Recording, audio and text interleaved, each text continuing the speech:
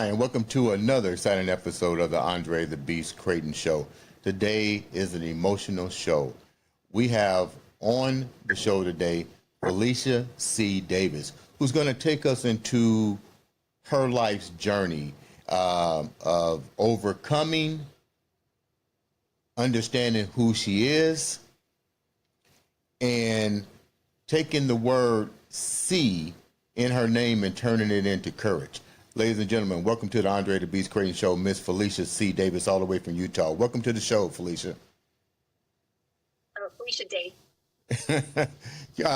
Let's get, how you feeling today? You okay?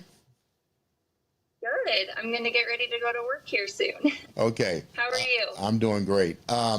We talked a little bit prior, and your story is definitely a story worth telling, almost a novel within itself. Take the viewers down briefly a little bit about Felicia before we get deep into your story. About me today or about me and my life? In your life. Your life. Okay. Well, as a child, I kind of had a rough upbringing. I was raised around a lot of addiction. I've got 3 siblings that 2 have been heroin addicts and 1 has had meth addiction and alcohol addiction. So I have not much of a support system because I had to learn to have boundaries with them. So that's been difficult. I lost my mother to cancer 6 years ago. That was incredibly difficult.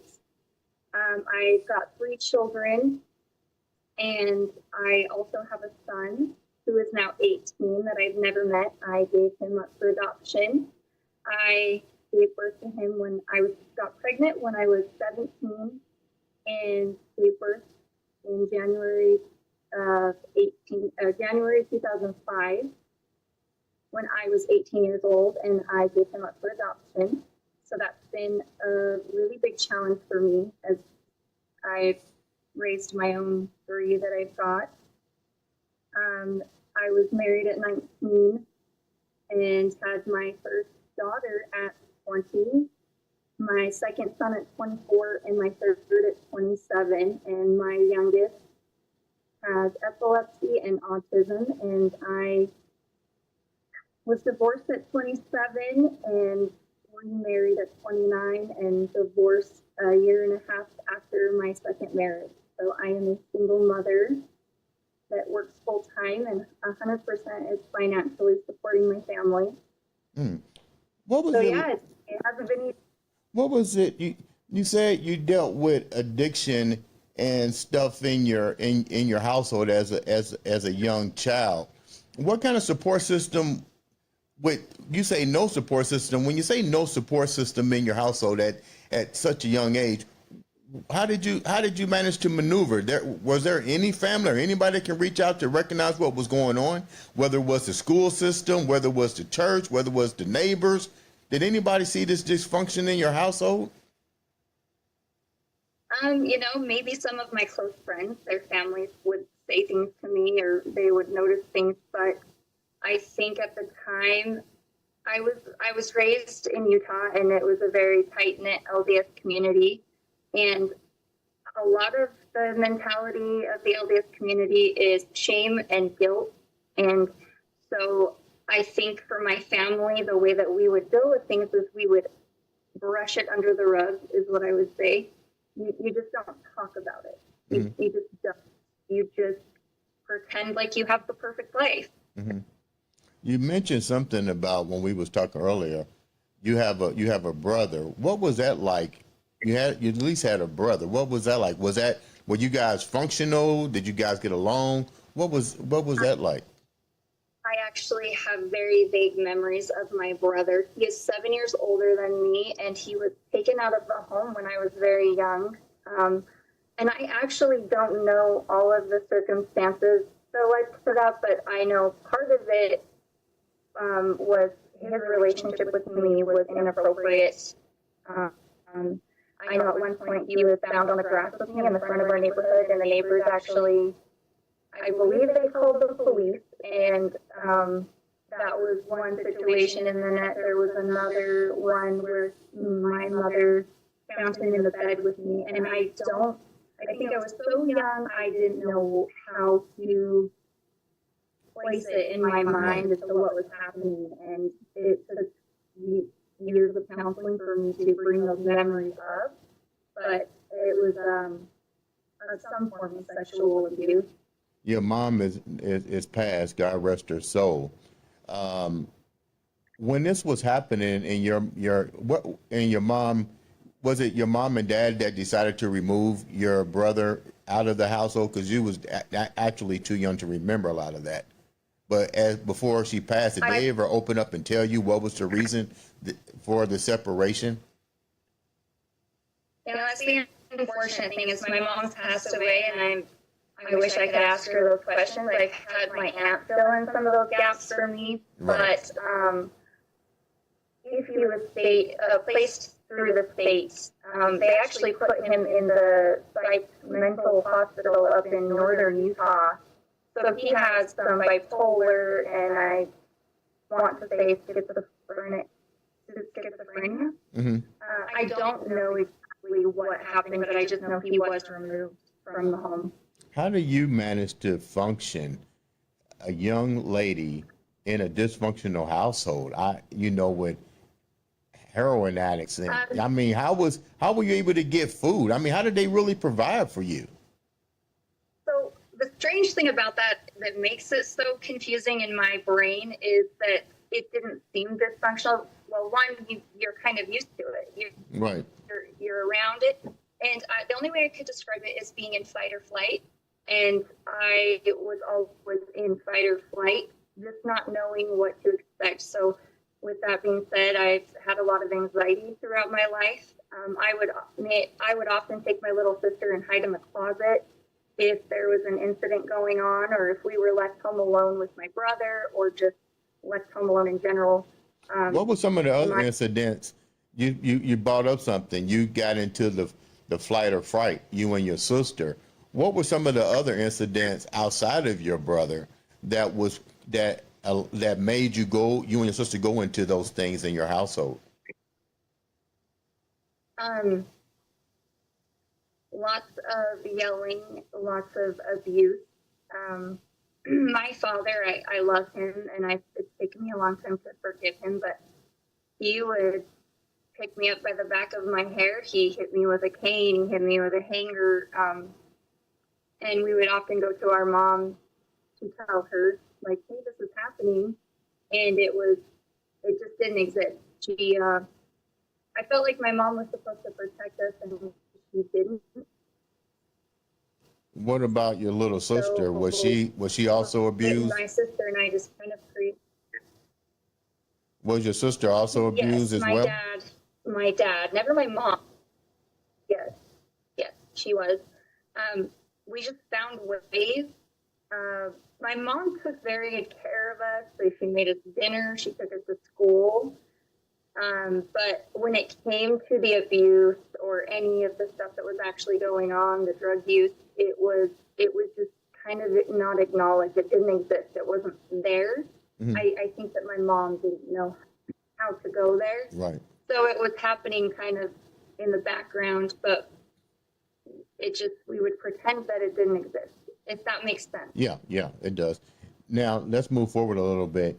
You're growing up, you're in high school now, and you must have met an individual because you become pregnant.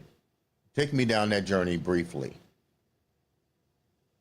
Do you think, let me ask this, and I know this is kind of hypothetical, but do you think by the time you got 17 years old or 16 or 17, you start trying to find a way out of that situation, and maybe the relationship at that time may have seemed to be the easy way out of that difficult situation?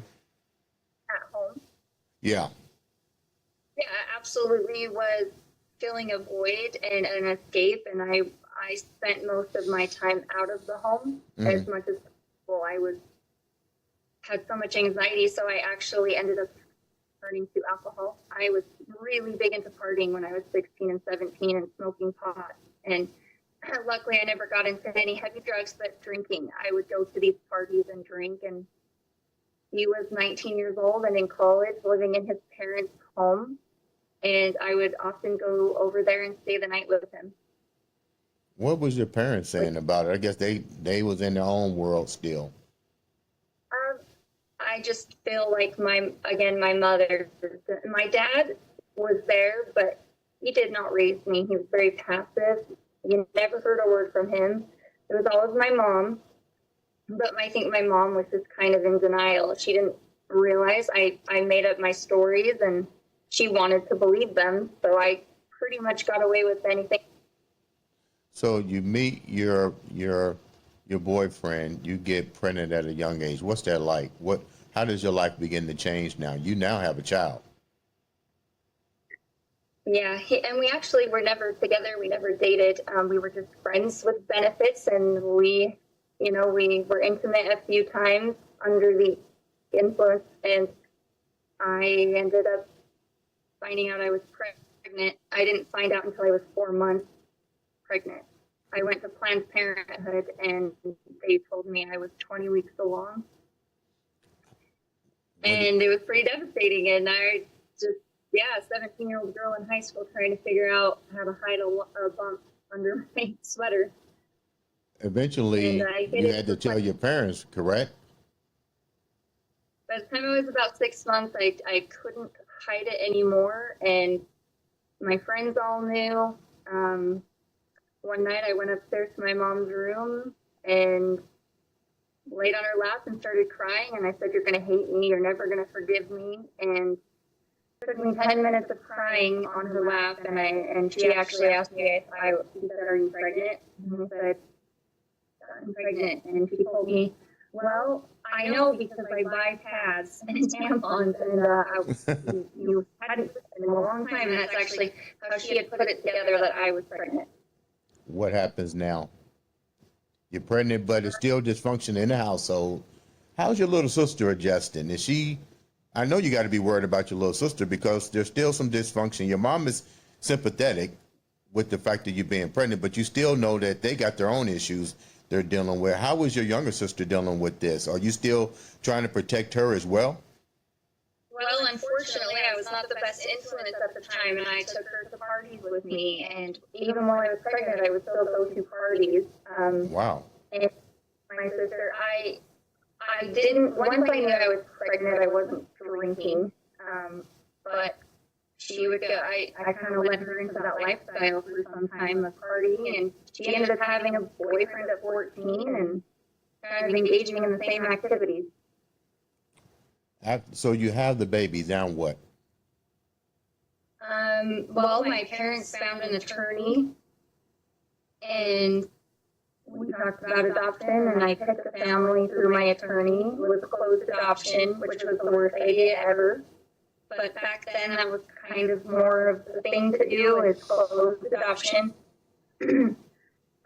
So I don't know that I really wanted to give my son up for adoption, but I also was very aware of the situation I was in and the family support that I had, and it terrified me that he would end up living a life like I had been living.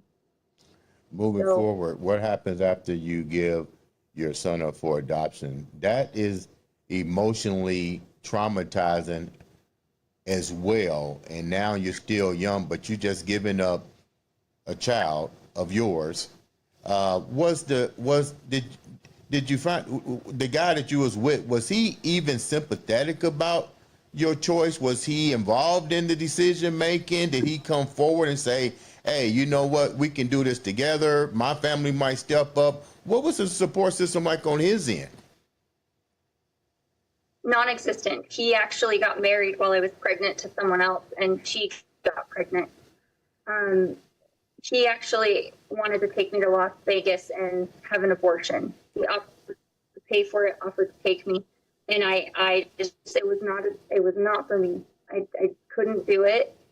His mom was very involved because I actually found his mom through the white pages or yellow pages in the phone book. Yeah. Because I knew where he was from. We pinpointed who his family was, and my mom called his mom, and his mom was actually very supportive. She was there for the birth. He was not. She held him, was there in the hospital with me for 3 days, and he showed up with his wife, I think the night I delivered him, and held him for about 5 minutes. But I never saw him after that.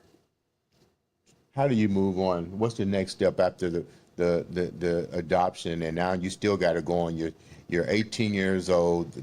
You made one of the toughest decisions of your life. How do you now move forward? Do you get married? What goes on next? Well, I mean, I didn't have very good coping skills, and I didn't want to go to counseling. I didn't know how to go through that process at that point. And so I did the next best, or the thing I knew is I actually found a distraction. I met my husband. He and I started dating 2 weeks after I gave birth, and we dropped out of high school and ran away together. That's how I dealt with that. So you guys did a Romeo and Juliet for real. Oh, yeah, 17 years old, and we just 2 weeks after giving birth. Where'd you wind up going? Where'd you run off to? Northern Utah. We moved to Orem. What happens after you get married? You tie the knot. How old were you when you tied the knot? How old was I when what? When you got married, how old were you guys when you ran off to get married? We lived together from when we were 18, but we waited until we were 19. We got married in September of 2007. I was 19. What was that marriage like at 19 years old? Did he have a job? Did you have a job? Do you guys have any type of goal plans? You're married now. What's your game plan? There wasn't really one. His parents are very wealthy, and they kind of supported us through a lot of that time. And we ended up living in a townhome that his dad had. I don't know if he had rented it out to somebody, but he had some property that he allowed us to live in, and we fixed it up, and that was part of the condition of moving in. So we moved back to St. George, and I was pregnant within 3 months of that marriage. So then it was mom mode after that. Was it a beautiful trip? And when you got married, how long did it stay great before it started getting rocky? To be honest, it was never great. It was very unhealthy, very toxic, a lot of arguments, a lot of yelling. We tried to make it work. We had our daughter. I think our kids was where we connected most.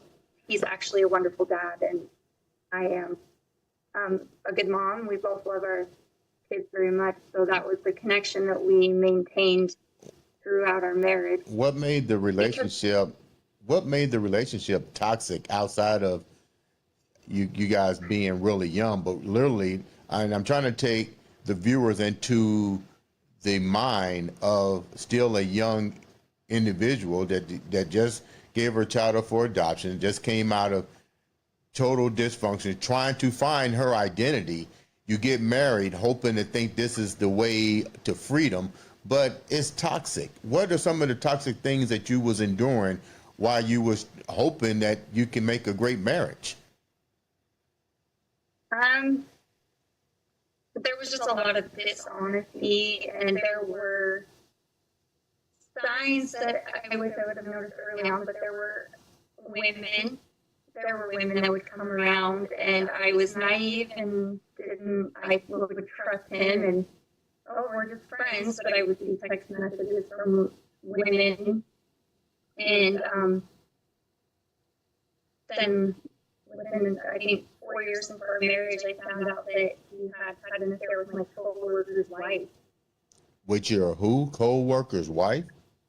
So we would all get together and do dinners, and so we met each other's spouses when we have these get-togethers. And I was working at a massage ND in northern Utah, in Midville, and they met one night and apparently connected, and she was married to my coworker, and they ended up having an affair behind our backs.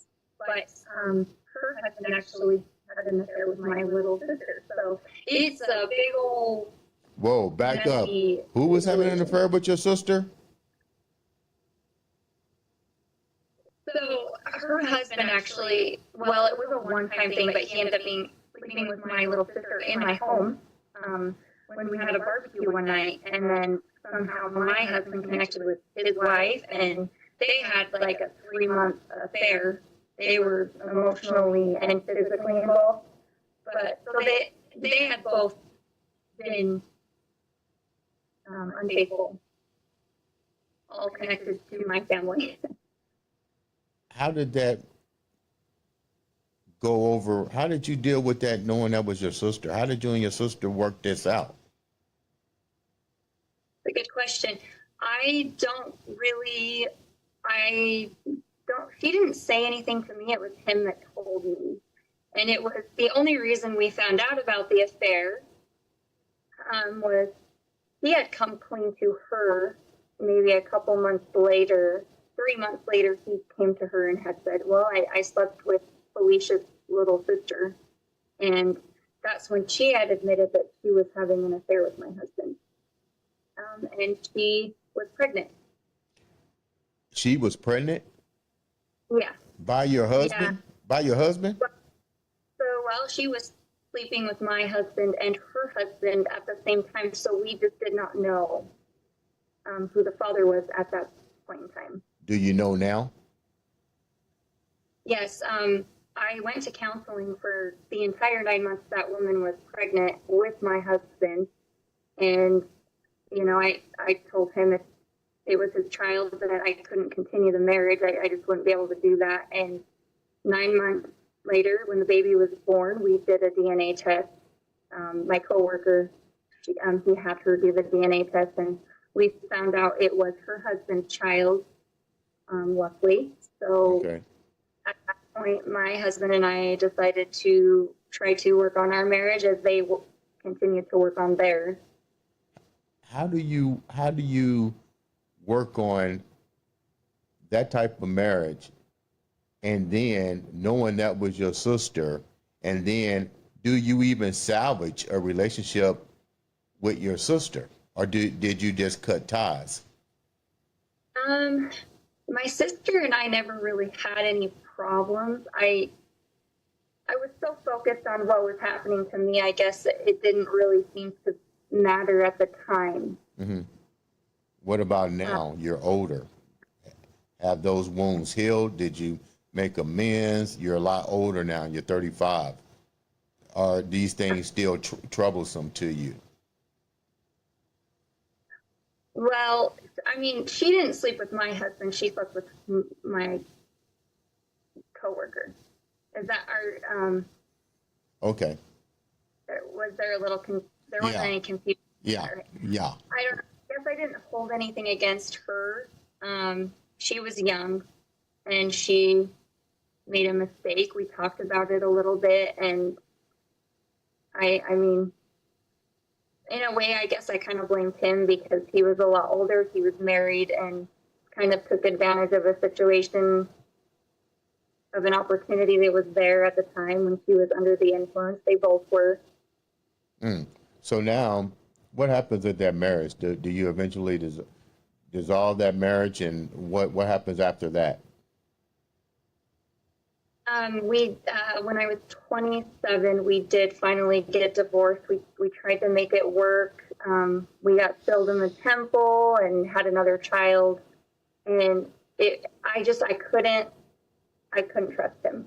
And without trust, there is no foundation in a marriage. You just can't do it, and I couldn't do it. So what happens after that? Do you remarry? Do you date somebody else? So I did. I dated somebody. I met somebody in about September of 2016, and I was divorced in August of 15, so about a year later. But I was actually still dating my husband, even after a divorce, on and off. Really? You know, some people would say that's kind of like dysfunction at its highest. You know what I'm saying? Based on everything that you've been through, why keep putting more toxic? Oh, because why? Probably you thought that was the normal thing. It was familiar. Right. It was familiar because I didn't recognize it. I didn't even see that it was bad, I guess. I think there was a trauma bond between the two of us, and it was just unhealthy. So you move on to the next guy after apart, but you still was dating another guy. When do you separate, and what was this other guy like? What's the new guy like? Let's talk about the new guy. What's the new guy like? Well, I was a rough 3 years. We dated for 3 years. Super great guy. He just admired everything about me. He just put me on a pedestal, made me feel like I was beautiful and smart, and he loved that I was physically fit and into exercise. But that slowly started to diminish over time. He would make comments that were, you know, the things that he fell in love with, the things that made him fall in love with me started to become a problem. And that scared me. What do you mean it started to become a problem? Give me an example. Give me an example of one thing that he loved about you and all of a sudden it became an issue.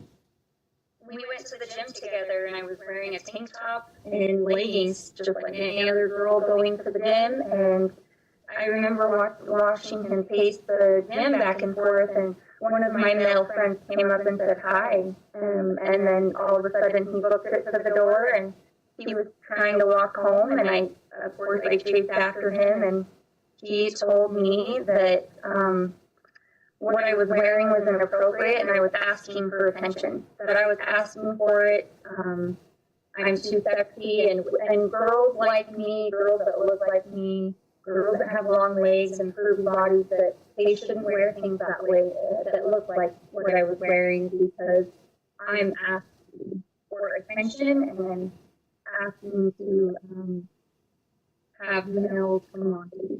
And it was my fault. What did you think about that? Oh, well, I didn't know.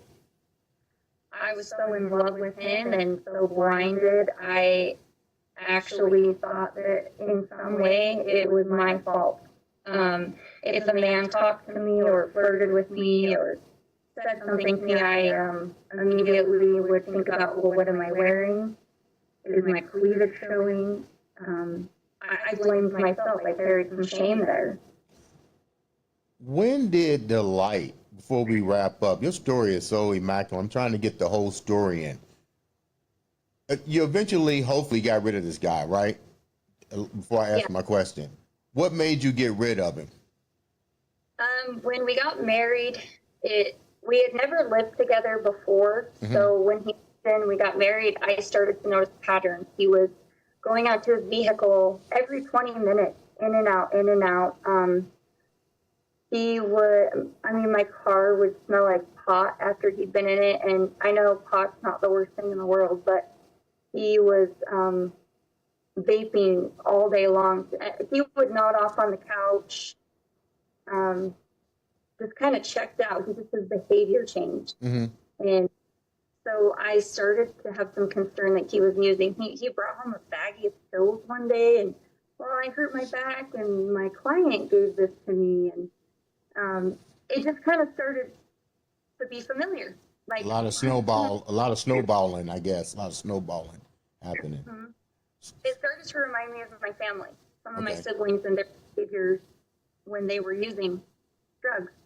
And I had some concern for his son and my children, so I reached out to his ex-wife, and I said, hey, I'm concerned about your son. This is what I'm noticing. And within 5 minutes, that woman called me. And it was the first time we'd ever really had a conversation, and we both cried on the phone together. And she told me that the reason she left him was because they had a little baby, and she came home one day and the baby was in the garage playing near all the tools and saws, and her husband was passed out on the couch. There was vodka on the ground. So he was kind of a drunk. He had a porn addiction, a drinking problem. He had 6 DUIs.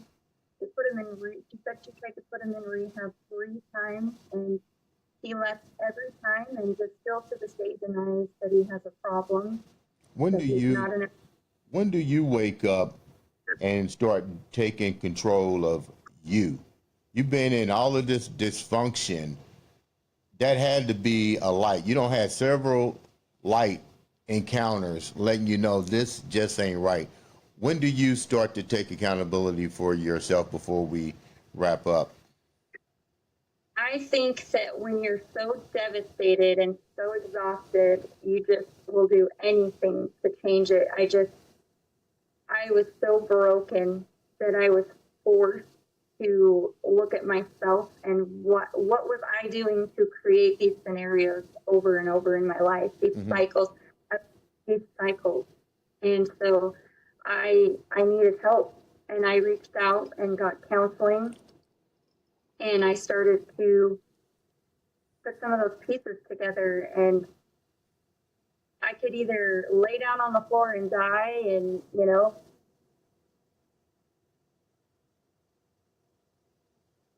end up doing the same thing over and over, or I could choose to take that adversity, grow from it, and lean into the uncomfortable, lean into the fear, the unknown, and I could dive in and get to know myself and deal with all of that past trauma. I had to go down into the dark rabbit hole and recognize all of those things that were happening in my life and acknowledge it and allow myself to feel it. When you went to therapy, when you finally made the decision to seek help and go to therapy, what was the one thing out of your therapy session that you look back on and go, damn, I can't believe I couldn't control that, at least that part of my life? I would say just the toxic relationships in my life that I was attracting. That was what was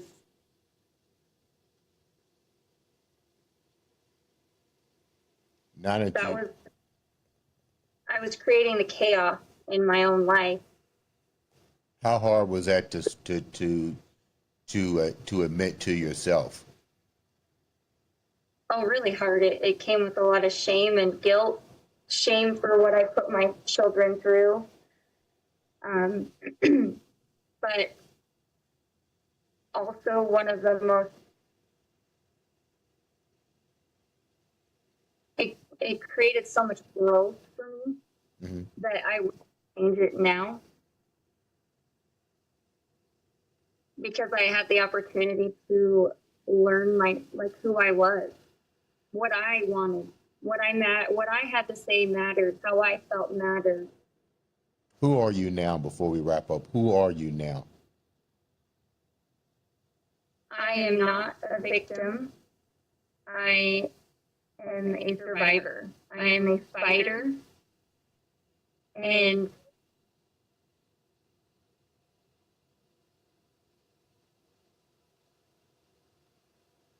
I guess I'm comfortable with who I am now. I'm comfortable with my failures. I don't let those things scare me anymore.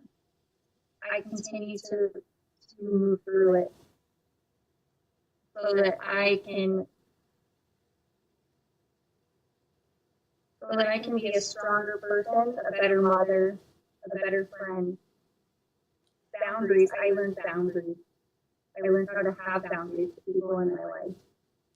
With that said, leave the viewers with something positive that keeps you going throughout the day. What message would you leave the viewers right now? You guys, don't be afraid of failure. We all have things in our life. We all have problems. Your failures do not define who you are. You can make a change tomorrow.